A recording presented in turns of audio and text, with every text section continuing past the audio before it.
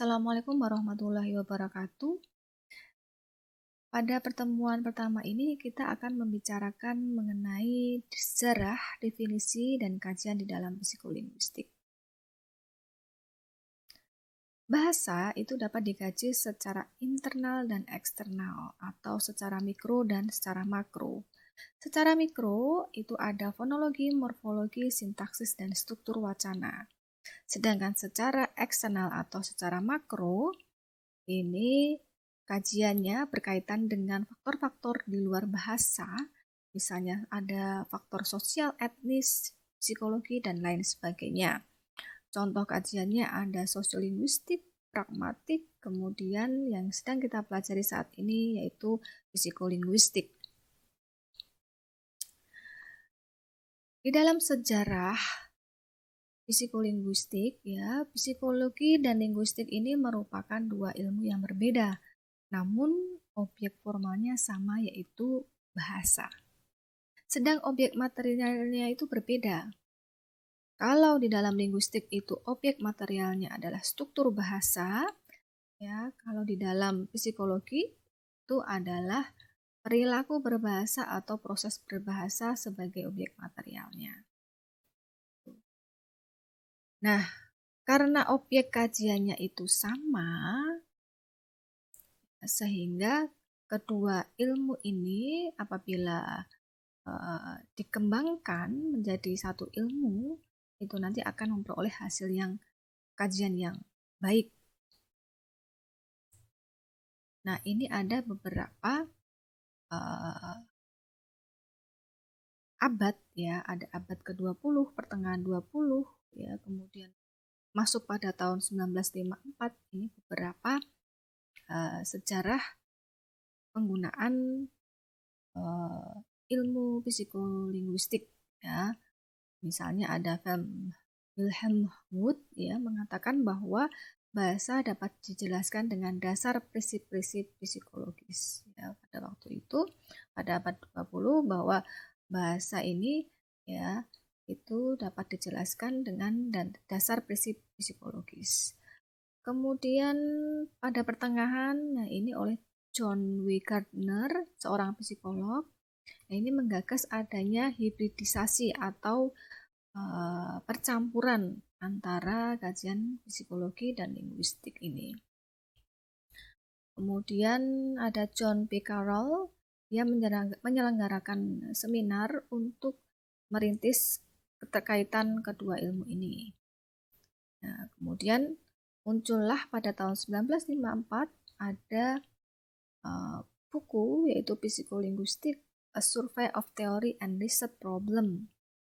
Nah, ini salah satu buku yang sudah terbit ketika psikologi dan linguistik ini sudah digagas, sudah dihibridisasi menjadi satu ilmu. Kemudian mana yang menjadi induk dari psikolinguistik? Apakah di dalam ilmu psikologi atau linguistik? Nah, ini tergantung dari mana ahli itu berasal apakah dari pakar linguistik atau di dalam pakar psikologi. Biasanya kalau pakar psikologi, psikolinguistik ini masuk di dalam cabang psikologi. Tetapi kalau yang membicarakan itu dari pakar linguistik, nah psikologi masuk di dalam cabang linguistik. Seperti di Amerika Serikat, Inggris dan Rusia itu ada pakar linguistik bekerja sama dengan pakar psikologi ini memasukkan bahwa psikolinguistik itu masuk di dalam kajian linguistik. Tapi beberapa yang lain di Prancis ini menganggap seperti Chomsky dia menganggap bahwa psikolinguistik itu cabang dari psikologi. Nah, ini beberapa ahli yang pakar dari psikologi yang menggunakan ilmu linguistik untuk membedah atau menganalisis ya kaitannya dengan bahasa-bahasa di dalam suatu masyarakat tertentu. Nanti kalian bisa baca di slide yang akan saya bagikan. Ya. Kemudian ada pakar linguistik, ya ini memanfaatkan kajian psikologi ya. Ini ada misalnya John Dewey, ya ini mengkaji bahasa dan perkembangannya dengan menafsirkan analisis linguistik bahasa anak-anak berdasarkan prinsip-prinsip psikologi. Gitu. Nah, kita lihat definisi dari psikolinguistik ya. Nah, psikologi ya itu dari kata psi, jiwa, roh, dan sukma ya atau sukma. Kemudian logos itu ilmu. Sehingga psikologi merupakan bidang ilmu yang mempelajari proses akal manusia dan segala manifestasinya yang mengatur perilaku manusia itu. Jadi di dalam ilmu psikologi ya itu ya, mempelajari proses akal manusia dan bagaimana manusia itu perilakunya. Tuh, nah ini mengkaji mengenai rangsangan, hakikat reaksi terhadap rangsangan, kemudian proses-proses akal ya itu. Nah kemudian kalau linguistik kita ketahui bersama bahwa linguistik itu ilmu yang mempelajari bahasa. Ketika dua ilmu ini dihibrid atau dicampurkan ya ini diistilahkan menjadi psikolinguistik. Jadi ini adalah ilmu hibrida antara psikologi dan linguistik. Nah, linguistik dalam psikologi. Nah, ini menurut beberapa pakar ada ini buku yang pertama tadi ya mengenai psikolinguistik, A Survey of Theory and Research Problem.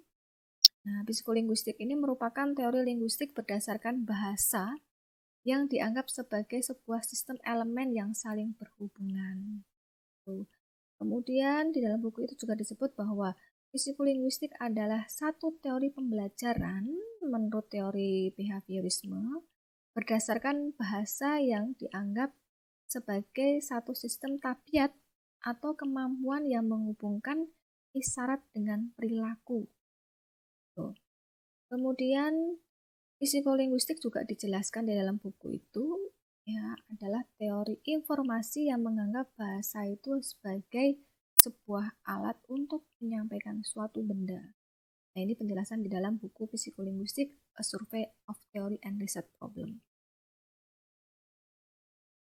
Linguistik dalam psikologi. Nah, ini beberapa pakar ya, Aitzen ya menjelaskan bahwa psikolinguistik itu adalah studi tentang bahasa dan minda. Kemudian Harley menyebutkan studi tentang proses-proses mental dalam pemakaian bahasa. Kemudian ada Darjo Wijoyo, nah ini juga salah satu acuan atau referensi yang bisa digunakan.